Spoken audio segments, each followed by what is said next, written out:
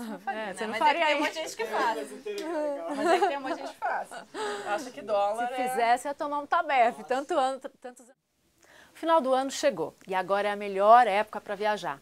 Agora, quem vai viajar já deve estar imaginando que o aeroporto vai estar cheio de gente esperando, com voos atrasados, aquele caos do final do ano. E aí, o que a gente pode fazer? Hoje eu estou aqui com a Fernanda Guimarães, que é especialista em Direito do Consumidor e advogada, e ela vai dar algumas dicas do que fazer nesse horário. Tudo bom, Fernanda? Tudo bem, Cris. Como é que a gente faz quando você compra uma passagem, chega no aeroporto com as suas malas para curtir as férias e aí o voo atrasou, ninguém te informa nada? O que se faz numa situação dessa que parece que agora está muito comum, né? Tá, a gente está em tempos aí de caos aéreo aqui no Brasil, infelizmente.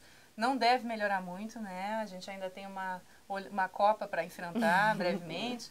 Então, a questão é sair de casa, não só preparado com o guia turístico e saber o que vai fazer no destino, mas saber o que fazer se as férias não forem tão perfeitas assim desde a saída.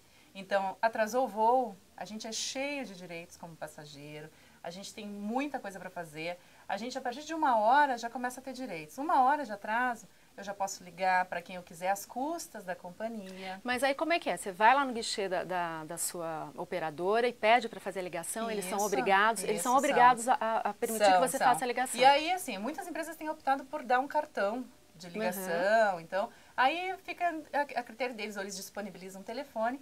Mas sim, tem que autorizar o passageiro. A partir de 2 horas, alimentação. E eu brinco sempre que é assim, é condizente com o horário. Então, um voo que atrasou ao meio-dia não é um valezinho para um café. É um almoço para o passageiro que enfrentou uma situação. Porque toda a questão, Cris, não é a responsabilidade em si quanto à chuva. Claro que assim, o tempestade, o aeroporto fechado, não é culpa exatamente da companhia. Mas essas empresas, por trabalharem nesse nicho de mercado, elas têm que assumir algumas responsabilidades que são objetivas em termos de direito. Ou seja, atrasou, o responsável é a companhia. Quem comprou a passagem através de uma agência de viagem pode responsabilizar ela também. Então, isso também é um detalhe importante. Se eu precisar, na hora, ligar, a agência pode providenciar a troca do meu voo, o endosso. A partir de 4 horas de atraso, e aí, então, se ampliam bastante os direitos. A partir de 4 horas, eu posso desistir, receber o meu diário de volta corrigido. Eu posso exigir que eu seja recolocada numa aeronave de um voo de outra companhia, que haja o endosso da passagem. Eu posso exigir aguardar, em vez de ficar no aeroporto, ir para um hotel. Também o hotel tem que ser num nível legal, não precisa ser 5 estrelas, mas também não pode ser um hotel que uma pessoa com rinite não consiga ficar.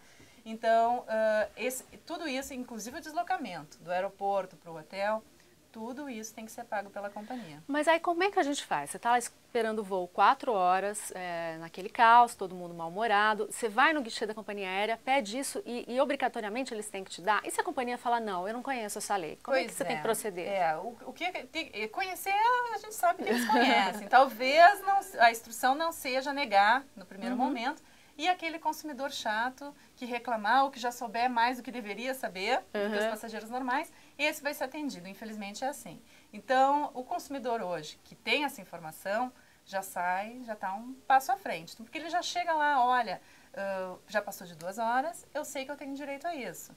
Inclusive, a ANAC, os aeroportos que têm postos da ANAC, Infraero, todas essas regras são de conhecimento entre todas essas empresas do ramo, inclusive a empresa reguladora. Ainda, para quem tiver alguma dúvida ou que não está conseguindo ir para o hotel, não está conseguindo alimentação, pode fazer o seguinte, pode pedir para essa companhia aérea uma certidão de atraso de voo, uma certidão de cancelamento. E vem, por incrível que pareça, com papel timbrado, dizendo nós, no voo tal, atrasamos. Então, isso, mesmo que se depois chegue em casa, deu tudo certo, rasga, não tem problema nenhum. Mas se tiver que discutir, teve qualquer prejuízo, e é interessante hoje que não é uma viagem, porque perdeu uma viagem de negócios, uma reunião, que aí só esse caso merece consideração. Hoje, um dia de férias, e isso pode parar qualquer pessoa para pensar, um dia de férias vale muito mais às vezes que uma reunião. A gente se programa o ano inteiro. Pois é.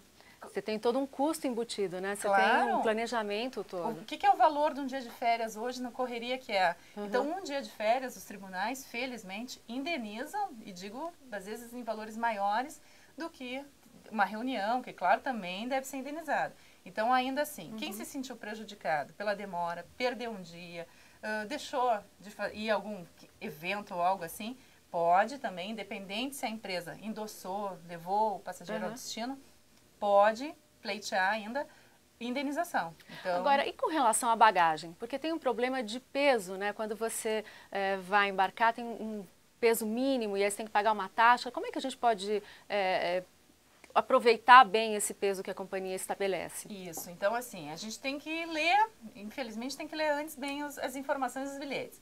Quem sai do Brasil pode ficar tranquilo com a seguinte informação, de que a franquia mínima aqui para saída é 20 quilos. O padrão é 23 quilos por pessoa. Então, para sair do Brasil não é um problema. O problema é para voltar. Ah, aí é o problema. O problema é para voltar. Então, existem companhias, por exemplo, que não tem zero de franquia na volta. Então, companhias, uma das mais conhecidas que voa aqui para a América Latina, para o Mercosul, ela é zero. A franquia da volta é zero, ou seja, para cada mala que eu trouxer, hoje fica em torno de $25, até 20 quilos, mais excesso. Então, se eu vou a compras, de repente, para Buenos Aires, sei lá, e já pretendo trazer bastante coisa, quem sabe não vale a pena eu pagar um pouquinho mais na passagem, de repente, de uma empresa que me garanta a franquia, sai elas por elas ou ainda economizo. Então, é uma informação... E quem, assim, o padrão internacional são 2 malas de 32 quilos. Já aconteceu comigo de chegar no aeroporto, a minha primeira mala está muito pesada, a seguinte está bem abaixo do peso. Não tive dúvida. E é direito de todo consumidor. Peguei as malas, abri, tirei o peso de uma, passei para outra, para não pagar o excesso. Então, assim, se eu tenho direito a 2 malas de 32, depois disso eu comprei uma balança para malas. Mas não tem problema. Quem não tiver, chega lá, pesa as 2, pede de volta, faz o balanço e embarca sem pagar o excesso. Agora, falando em viagem para o exterior, qual que é a melhor forma de sacar dinheiro ou de levar dinheiro para fora? Então, muita gente boa acha que dólar é tudo e aí guarda dólar em casa e só vai com dólar, ou pior, sai quando está programando uma viagem, vai, compra dólar, então ele perde uma vez já no câmbio, leva o dólar, vai para o país de destino e troca de novo pela moeda local. Aí não dá certo. Não, aí a desvalorização é máxima. Hoje, a melhor forma é fazer as compras no cartão. Existem 2 bandeiras que têm um câmbio melhor ainda, que é a Visa e o Master. Então, compra no cartão o que tem que comprar, prioriza isso. Então, quem tem cartão de crédito usa essas 2 bandeiras, Visa e Mastercard, para fazer as compras lá fora. Porque assim, tem outras bandeiras que comem um pouquinho mais caro. Então, até para não ter dúvida, liga antes para o administrador e pergunta qual vai ser a minha taxa de câmbio. Tá? Eu acho que é a melhor informação. E, para sacar, porque a gente também precisa do dinheiro vivo, com o seu banco, combina a autorização do saque lá fora, porque a grande maioria dos bancos tem convênio, ou próprias agências fora, e isso vai ser muito mais barato do que ter que ficar em casa de câmbio procurando horário, porque ainda tem isso, né? Casa de câmbio fecha, não vale a pena trocar no aeroporto, no shopping, tem que ir atrás, às vezes no centro da cidade. Esquece isso. Mas aí eu vou com o meu cartão do banco aqui, do Brasil, vou lá na agência onde eles me indicam, a agência deles ou a agência correspondente, e faço um saque como se fosse o saque aqui no Brasil. E normalmente é uma rede, e digo assim, 99% dos casos eles vão autorizar você a sacar na rede 24 horas de lá. Tá. Então é tranquilidade até na correria, no prazo. Então vale a pena. E aí o que vai acontecer? Vai ser debitado da tua conta aqui no Brasil, e com o dólar na melhor cotação possível. Então, você não perde na troca do câmbio e ainda recebe o desconto aqui no dólar bem legal, bem aceitável. Gente, isso é uma maravilha, né? Porque você evita essa coisa de troca de... Travel check, esquece, né? A segurança do travel não existe. A questão é não ir com muito dinheiro e sacar lá à medida do possível, sacar aos poucos, que é o mesmo efeito do antigo travel check, eu já digo que é antigo.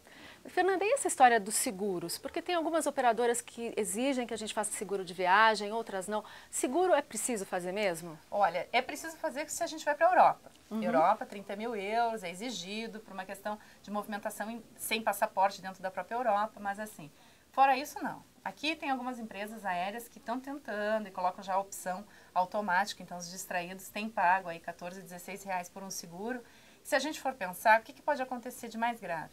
A gente ficar doente, um acidente. Então, se eu tenho qualquer plano de saúde válido no território nacional, não tem por que fazer seguro aqui para dentro. Se eu vou para fora, Posso fazer, eu acho que é uma garantia, só que a maioria dos cartões de crédito, Cris, principalmente se é Gold, Platinum, essas categorias, eles têm o seguro. E normalmente eles dão esse seguro gratuitamente se você compra a passagem através deles. Ah, então você não precisaria fazer um seguro extra. É só tomar o cuidado de repente, comprar a passagem através de um desses cartões que você tem, e aí você ganha o seguro. Então não tem por que incluir, ou pelo menos vale a pena tentar isso, pesquisar antes de incluir no pacote de viagem. E falando em comprar passagem, qual que é o melhor jeito de comprar uma viagem? É por uma operadora, com um pacote fechado, ou vale a pena você comprar passagem, hotéis, passeios separados? Como é que é o melhor jeito de se organizar para as férias? Isso a gente tem lá até um pouco emocional, porque tem gente que é insegura, então assim, a agência orienta, claro, já conhece o destino, te dá algumas dicas, e não tem dúvida, quando eles fretam voos, fretam avião, conseguem um preço mais barato, fecham andares inteiros de hotel, então é possível conseguir.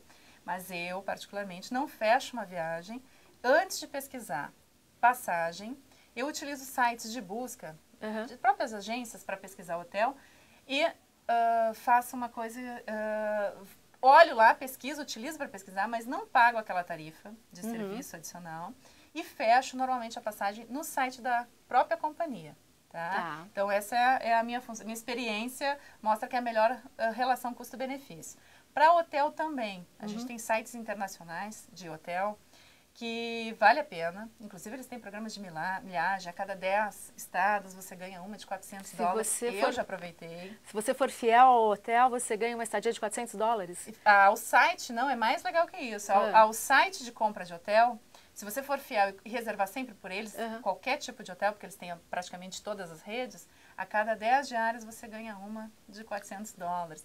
Então, assim, eu mesma não achava que programas de milhagem e de fidelidade fossem tão legais.